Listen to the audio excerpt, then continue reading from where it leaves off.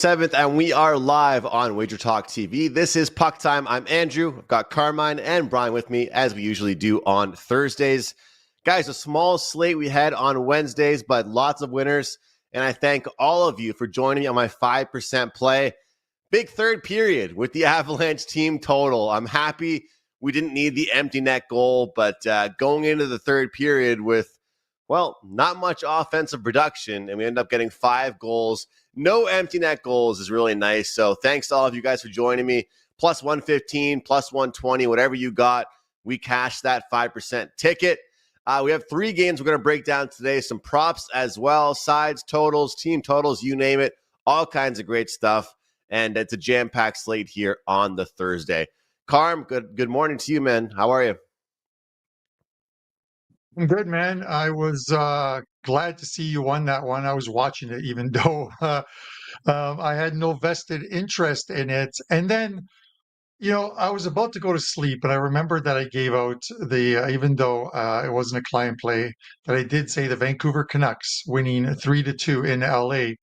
So I log in and I see it's 2-2. I'm like, I got to watch overtime in this one. The Canucks get the win as the underdog, plus 115 in LA. So I was pretty happy about at least giving out a winner on the show that if you guys put through a little bit of that pizza money on, you're eating some pizza today. Please, no pineapple on your pizzas. Just remember that public service announcement. And 1-0, Winnipeg Jets for me yesterday, 1-1 in soccer. So another winning day for me. It's been a good run. Especially the last 10 days or so in February. So let's see if we can keep that run going. And speaking of keeping things going, Bryan Leonard on today's show. Always looking forward to having him on. Bryan, welcome to the show. I've got not a bone to pick with you, but you have a 5% play, first of all, up tonight. Why don't you mention that, and then I'll tell you what I'm going to go at you for. You're actually the innocent one in what I'm about to talk about, but go ahead. You have a 5% play up. Welcome to the show. Thank you. I also have a bone to pick with you is I love pineapple on my pizza. Pineapple, jalapeno, and sausage. It's great. Yep. Let them know, Bryan. Yes, are we gonna trust guys? Bryan I'm tired of these Italians telling me how to eat my pizza. All right? Yeah, let them know, Bryan. I will be doing 14 days of pizza reviews from April 14th to April 28th, live from Italy. I will be in Italy for 14 days. Venice, Rome, Amalfi Coast, and then Turin, where I am a guest and going to the Juventus game. I'll be sitting in the Fiat box, one of the sponsors of Juventus. But we'll wait till April till that comes. Bryan, I got to tell you, I saw a video that was posted of you. Andrew, you haven't seen this video. You may have seen it. You may not have seen it. But Bryan goes to a bar with Sig. If you guys know Sig from the WagerTalk site that does horse racing, Marco and Lori. And they're at this place called the Red Dwarf, Las Vegas. And it is the funniest thing. Marco is having this fancy drink that is called, believe me not, I just blew myself. That's the name of the drink. You have to blow it out before you drink it. And all you see is Bryan in the background cracking a beer open and just thinking, you could just see the look on his face. And he's like, you'll never catch me doing one of those things as he drinks his beer. Oh, man, like, how does Marco do it? But kudos to you, Bryan, because you went the route I would go, which is keep that thing away from me. Just give me my beer and let me enjoy my night out. Well, Marco's a foo-foo drink guy. He's not a hard liquor guy or a beer guy. So he's normally drinking something with some kind of chocolate or something in it. So that does not surprise me at all that he ordered that, but we really enjoyed it when he started blowing himself on the drink. I didn't talk about the 5% play, but I do have a 5% play going today. A rarity on a really nice run, 10-3, 20-11 in hockey, number 1 over the last month, number 1 in the history of WagerTalk in hockey. We had a Nice 5% on Detroit the other day, a nice plus 122 underdog. And we like this game just as much. So if you're looking for a big play today, you can get that. And if it doesn't win, you could call up Marco and he'll buy you one of those drinks over it next time you're in Vegas. So that is awesome. Yes, we'll give you some Marco bucks for that one. With that said, guys, I mixed it up today. There's a ton of good games, but I'm taking a different approach to the games today for these guys to discuss. We're going to talk the Carolina Hurricanes hosting the Buffalo Sabres.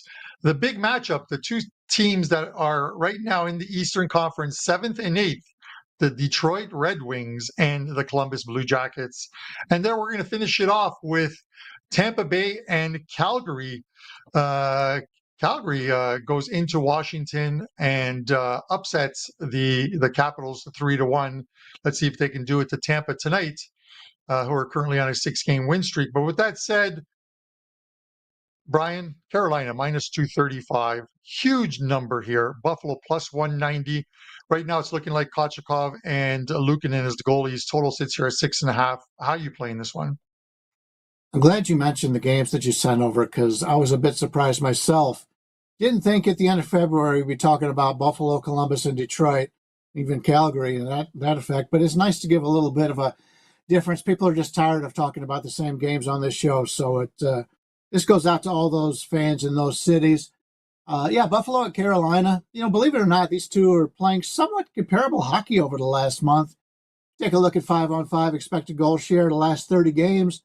Buffalo comes in at 51.26, Carolina 51.50.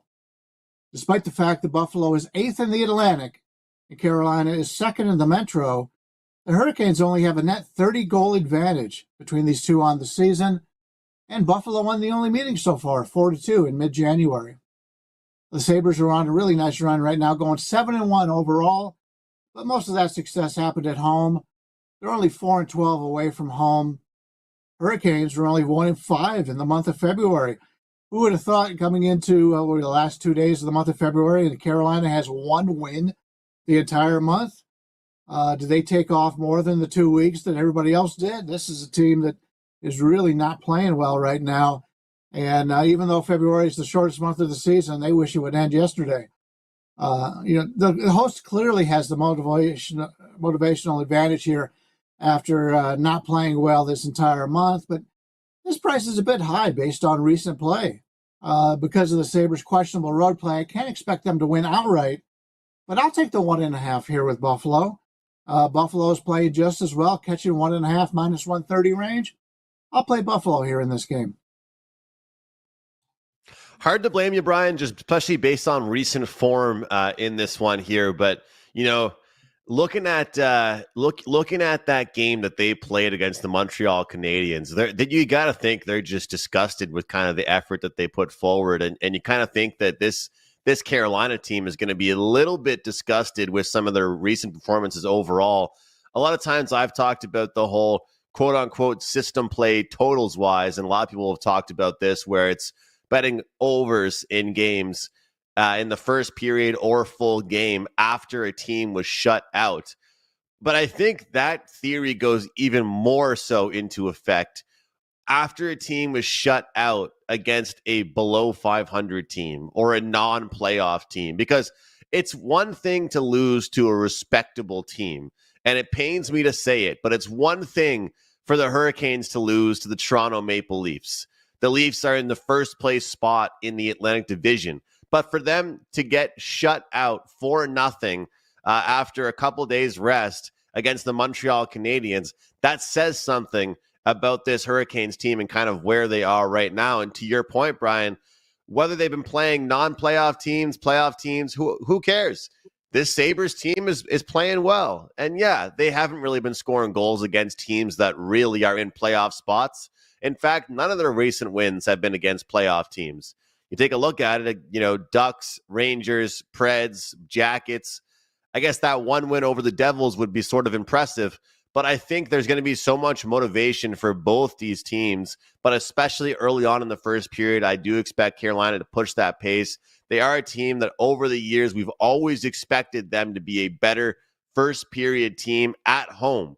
They just seem to be a team that really does well at home. So the first period's a little bit juiced up at minus 135, 140 to the over. I do like that. And I am sprinkling on the minus a half at plus 110. So there is a possibility we can both win this one here, Brian. As long as they keep it within one in the full game. Carolina, I'm asking them to win the first period after 2 tough outings on the East Coast. Carm, there's certain teams that you look for to bounce back in the NHL. Some teams, they're in a bad rut. You say, you know what, you guys can do your thing. I'm going to wait until you get back on track. Carolina is a team that I like to try and predict when they are going to get back on track, similar to Colorado last night, getting back on track, playing at home after their tough game after the break against St. Louis. So first period, minus a half goal, plus 110. I love this plus 110 range in the first period. And hey, your Sabres are winning games, Carm, but they haven't won any games really against teams like Carolina. Oh man, we're going mano a mano on this one, Andrew. I'm going to tell you, when I'm scouring numbers and looking at numbers, and you look at like the Sabres team, bottom of the standings, you would not think if you find positive numbers on a team that is the bottom of the Eastern Conference or bottom of the Western Conference, or whatever, you have to pay some attention to it. The Buffalo Sabres this season, while being in last place right now in the Eastern Conference, the Sabres are 27, 13, and 14 in the first period. They have I think the second or third best record overall, plus 14.21 units. It's the opening 20 minutes where the Sabres play well. It is the rest of the game where they do not play well, and that's why they're at the bottom of the standings. You're getting plus 155 on a Sabres team that have won a couple games in a row, came back from down 2-0 against Anaheim, scored 3 goals in the third period. And it's one of those things with the Sabres, I say each and every year following this team before I get into Carolina's numbers, is that they win a few games and they give their fan base a little bit of hope. For what? Just stay where you are right now, the bottom of the standings, get a better draft pick. Don't start playing well so you can finish 3 or 4 points out of a playoff spot and mush yourselves for a draft pick. But still, plus 155 first period for them. And then you look at first period overs with the Sabres, 16-9 on the road. The Sabres with first period overs. Carolina at home, 19-9 plus 6.75 units to the first period over. Both teams with positive numbers on that first period total, and you're only laying about $1.35 here. So a couple plays on this one. I'm going to take the Sabres plus 155, and I'm going to take the over 1.5 minus 135 for the first period. Both of them are first period plays. And the great thing about this is that if the Sabres score a goal, Andrew, you can't lose both plays. If the Sabres get one in the first period, you can't lose both because you're sitting on a plus 155 ticket that could cash, and you would lose the under if it finishes 1-0 at the end of the first for the Sabres. So I'll gladly take a 2-1 Sabres end of first period or 2-0 Sabres end of the first period, cash both of these free plays and move on. Can't really watch more than 20 minutes of this Buffalo Sabres team. With that said, 2 teams you can watch, Brian, are the Detroit Red Wings and the Columbus Blue Jackets. Minus 150 on Detroit, plus 130 on Columbus. Right now, the expected goalies, but not confirmed, are Talbot for Detroit and Elvis Merzlikins for Columbus. Who do you like in this one? Well, the Blue Jackets limped into the break, losing 4 straight games. That wasn't much of a surprise when you take a look at teams without a winning culture who tend to relax before vacation. In fact, sort of like what's happened to us. Obviously, if you remember back when we went to school, we couldn't wait for the vacations to come up and you kind of tune yourself out for that last week. You see a lot of young teams, a lot of teams that are out of the playoffs do that on a regular basis in every sport. Although this Columbus team is really overplayed their expected wins this year, especially after the tragedy that happened before the season. I got to give them a lot of credit. They've been very good this year, and I'm rooting for them as an Ohio team. But they started after the break with back-to-back wins, and including a 6-4 victory over Dallas on Tuesday. And Dallas is playing some really good hockey right now, too. And they're one of the elite teams, like the Carolina that you just spoke about. You would expect those teams to come out of the break really strong. This is the first game of 6 away from home ice, including hosting the Stadium Series against these same Detroit Red Wings coming up on Saturday. That's a big deal for both these organizations, especially Columbus, who's playing in the shoe. That is my only concern here, is the focus on this game, where that bigger game is coming up, which have the national focus. That's a concern here. So maybe we'll see something where maybe we'll get a little bit more scoring in this one. Maybe that's a different way to look at it. Detroit's playing solid hockey, including winning 5 straight on the road. They beat the Blue Jackets 5-4 in the only other meeting this season. But based on the last 30 days on 5-on-5 play and expected goal share, we find Columbus at 47.07, Detroit at 46.53. So at this current number, we're going to be passing on this contest, maybe a slight lean with the over because of the situation on Saturday, but neither team has really been lighting it up over the last month scoring-wise. So I'll probably take this one and watch it and try to learn something for the future. It seems like one of those games, Brian, where we could all just take the over and good things could happen. I mean, when these two teams get together, especially a game in Columbus, I was joking around on a show yesterday I was doing saying, I can't believe I'm saying this, but if there's a lot of out-of-market games on my TV and I'm looking to just watch a hockey game, I actually don't mind watching Columbus hockey this year. It's pretty fun to watch. Their games are actually exciting. They make plays, whether they're winning or losing. Typically, there's about like 6 or 7 goals, it feels like, in those games. And to your point, the way they've rallied around the passing of Johnny Hockey, the way they've been able to rally around as well with all the injuries to their team this year. I believe this is the game that they're going to get Captain Boone Jenner back. He is currently slotted in on that second line left wing spot. That should really bring a lot to a team, getting your captain back after he's missed so many months of hockey. You think about the success this team has had, and then you look at the amount of games that they've missed, and the amount of man hours that they've missed as far as their top guys like Sean Monahan and Boone Jenner. It kind of makes you think, what could this team actually be if they're actually fully healthy for once and they're able to get things going. But this is a huge game because you've got two teams that are neck and neck in that wild card position right now. At the same time, they're not going to remove the other team from a playoff spot, but they're going to really put that one leg up as far as the playoff positioning is concerned. When it comes down to it, I think that when you want to take a look at betting on or going against a team like Columbus, you got to look at team totals. And I haven't been giving out too many team totals the past couple shows here. And I think that's the way to go here with Detroit. I doubted Detroit against Minnesota because I said, you know what? They beat the Ducks. Sure. Yeah. Beating the Ducks isn't that impressive to me. In fact, a lot of the times that Red Wings have won lately have been against non-playoff teams. And a lot of teams right now in the NHL, guys, are going to take a good advantage out of their schedule.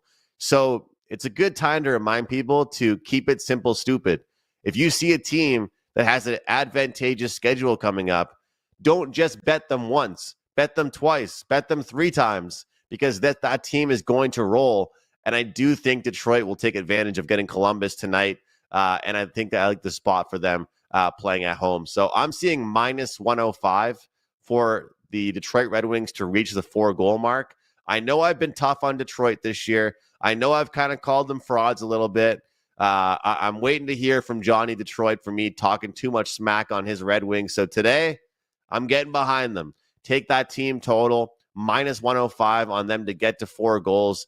I think it's going to be great for Columbus getting their captain back, but I think in this game, Detroit plays very well on home ice. So, Carm, it's a real interesting game because neither of these teams have been in the playoffs in a long time. I think the last time that the Maple Leafs and Red Wings played in the playoffs, it was about 20 years before I was even alive. So that's what it's slated to be right now, Red Wings and Leafs. But I think it's good to mix things up, get some fresh teams in the playoffs. And these are the two teams right now in the Eastern Conference wildcard spots. Yeah, Andrew, I'm going to have a free play at the end of the show on this one, so I'll talk about that then and there. But you keep egging on these Red Wings, and you might end up in human resources at WagerTalk, or Dan Alexander might be on the show, and it'll be called PuckTime and Lacrosse Picks, brought to you by Carm and Dan, where we argue about pineapple on pizzas as well too. But with that said, guys, before we get to Andrew's prop segment, I very rarely mention these things on shows. I don't think I've ever mentioned them on shows, but this is going out to the PuckTime community watching here live now, and then later on. I'm going to drop a link in the live chat, and I'll drop it in the comment section. Any of you guys who are clients or who've dealt with WagerTalk and have emailed into customer service, you have definitely spoken to Melissa. Melissa does an absolutely fantastic job for us in the Detroit office with customer service, with getting packages up for the guys and what have you. She's got a fundraiser going on for a dear friend of hers and a first responder who's going in for surgery. If there's anything that, no matter how small the amount is, that you are able to donate to it, just click on the link, make a donation. You can keep it private. You can just say PuckTime Mafia. You're one of us. And we would definitely appreciate it. And I know she definitely would appreciate it as well, too. So sometimes real life takes over more so than sports itself. But with that said, I appreciate you guys taking the time to listen to this a little bit. And Andrew, I'm going to send it over to you for our props segment. Very well said, Carm. We are all one team here at WagerTalk, and if we can help each other out, it's very important to do so. We went 1-1 yesterday on the prop segment. It was kind of a nice one with the Ottawa Senators pick there. I had Tim Stützle to get an assist, and Ottawa scored one goal. And on that one goal, there was one assist, and our guy was the guy with the assist. So that was kind of exciting to go 1-1 in that fashion. But of course, today we'll try and go 2-0 here.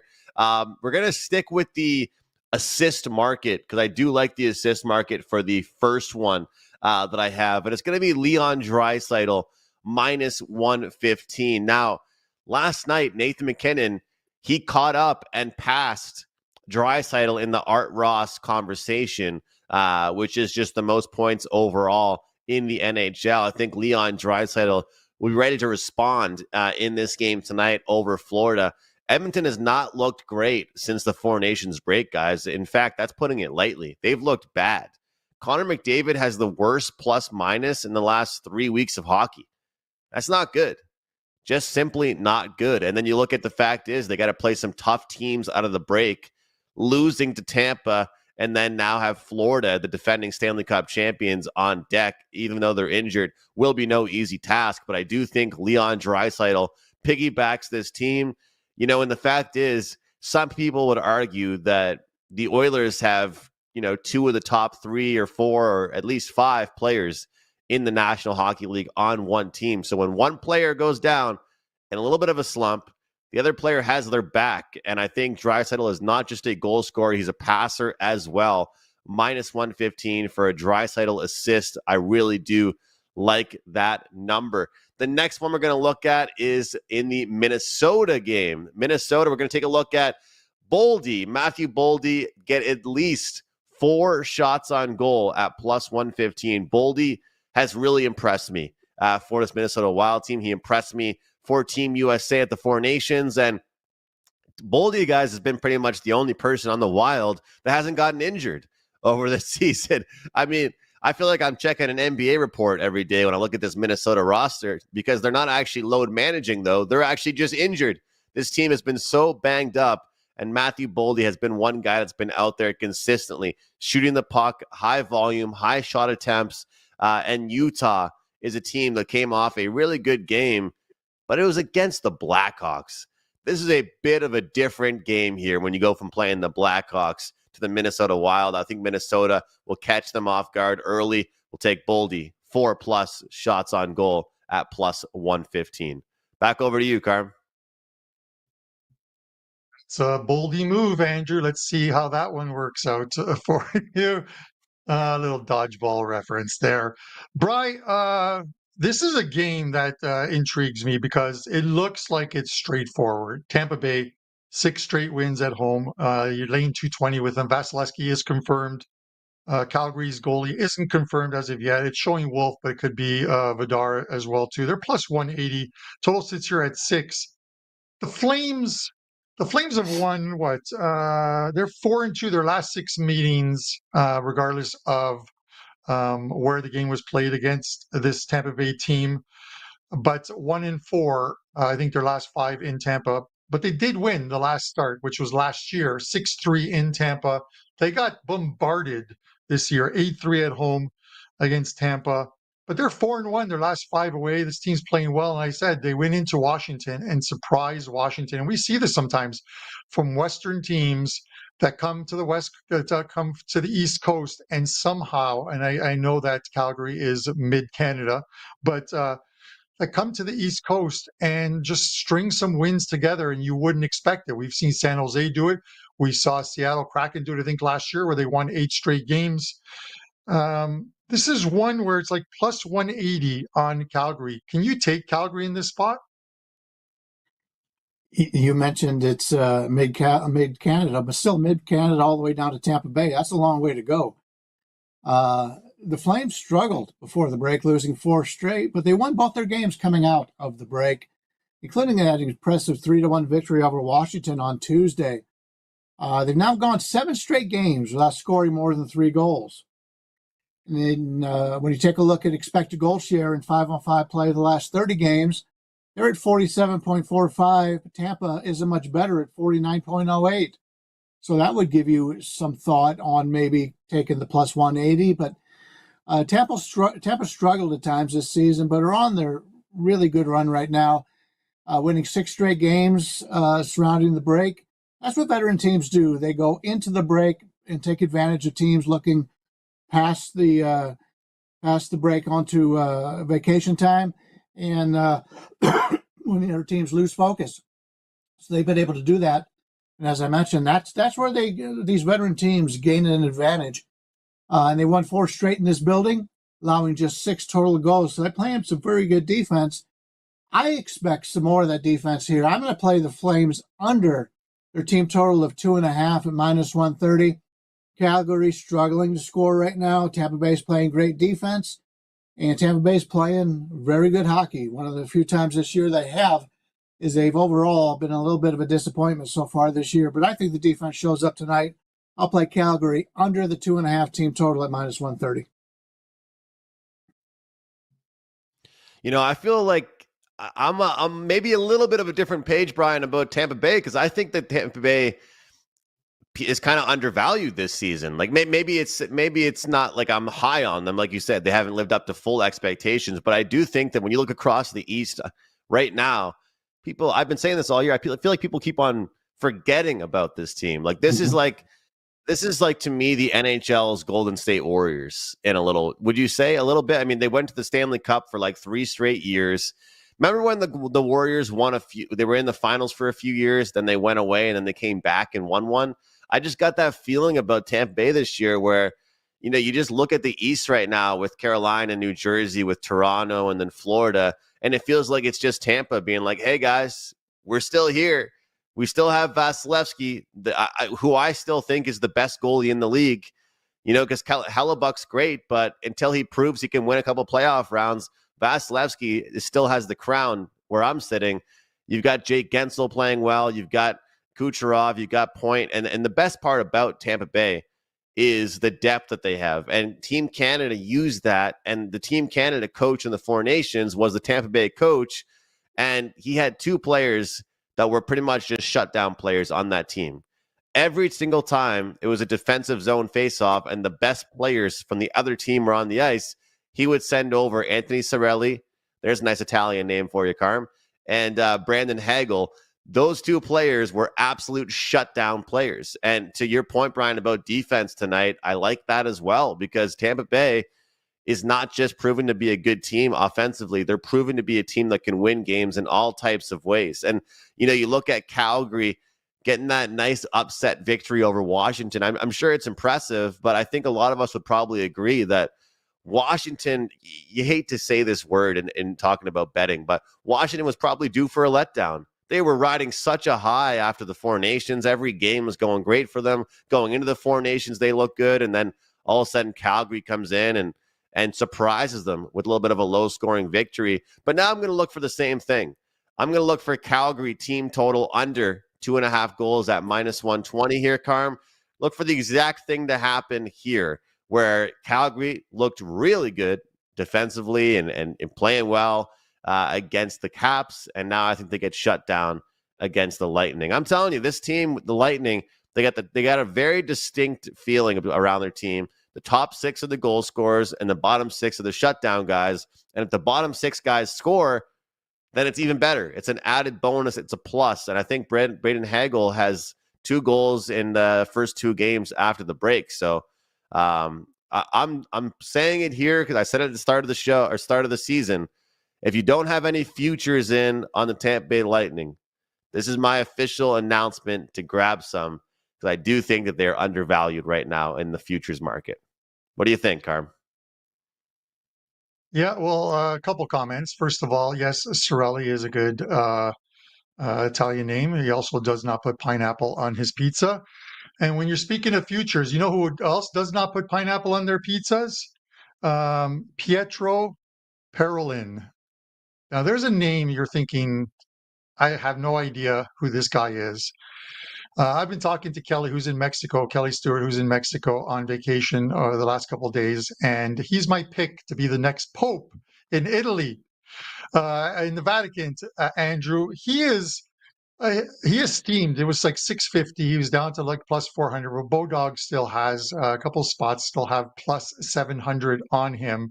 He also does not put pineapple on his pizza. So there it is. You're watching Puck Time, and you're getting a little bit of Pope betting. At the very least, when I go to hell, I've got closing line value on the Pope and who it could be. But with that said, Andrew, I look at this Tampa Bay one, and I always say there's numbers that you have to look at that you just cannot ignore. And while Calgary's playing well, and they went in and they shocked the Washington Capitals, Tampa Bay in 29 home games have only trailed after 20 minutes in 4. They are 16, 4, and 9, plus 10 units, third best opening 20-minute home team in the NHL this season. So if you're going to play Tampa Bay at 220, you could take them in the first period, hypothetically, and you could get them at minus 170 instead of the minus 220. So that's one way of looking at it. I wouldn't take the minus a half, because then that skews that 16, 4, and 9 number to a 16 and 13 number, because those 9 pushes would then become losses when laying half a goal. So take it for what it's worth. 16, 4, and 9 plus 10 units, opening 20 minutes on the money line for Tampa at home. So that's where I would lean at, a slight lean on that one. All right, Bryan, I'm going to go to you first. We know you have a big 5% play up at WagerTalk. Let us know what else is going on, and give us a show free play. I do have that 5% play, and I don't do a lot of advertising on these shows. We've seen, if you've been with WagerTalk, there's a lot of guys that are really good at advertising. I don't think none of us are really that good at it. We take it the way we see it, and none of us have that kind of personality.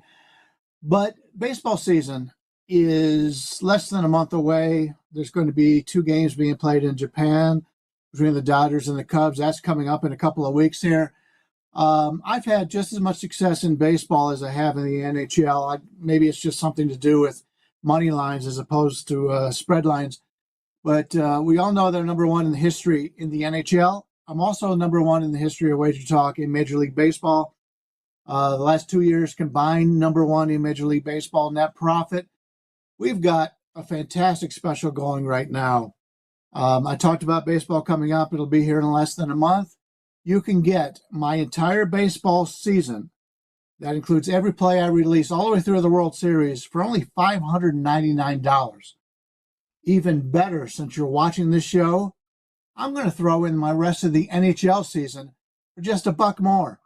$600. You get the rest of the NHL season, including tonight's 5% play, and our baseball season all the way through the World Series, just $600. Now, this isn't going to last. We've already pushed it back a little bit from our original times because we had so much demand for it. So get this now. If you're looking to buy baseball, I've been your man. I know Tokyo Brandon's great in baseball when he includes all the other countries' baseball, but just in the Major League Baseball, number one in the history.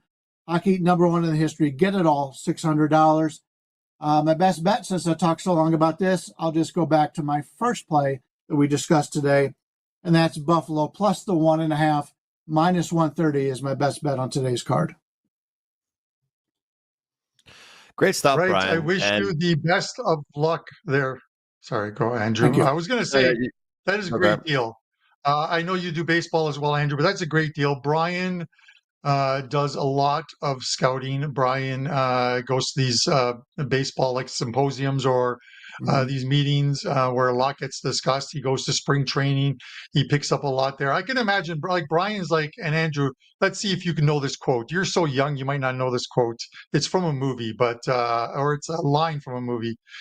Hey, bada bada bada, swing, bada bada. You know what that's from? I know that itself, but I don't know the movie.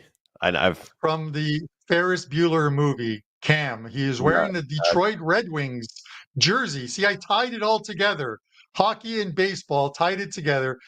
Cam, he destroys his dad's Ferrari at the end of it as well too. But Ferris Bueller, Matthew Broderick, they're at the baseball game and pretty good. So that's where that line's from. But that's a great deal from Brian. I'm kind of going off on tangents there, so take advantage of that.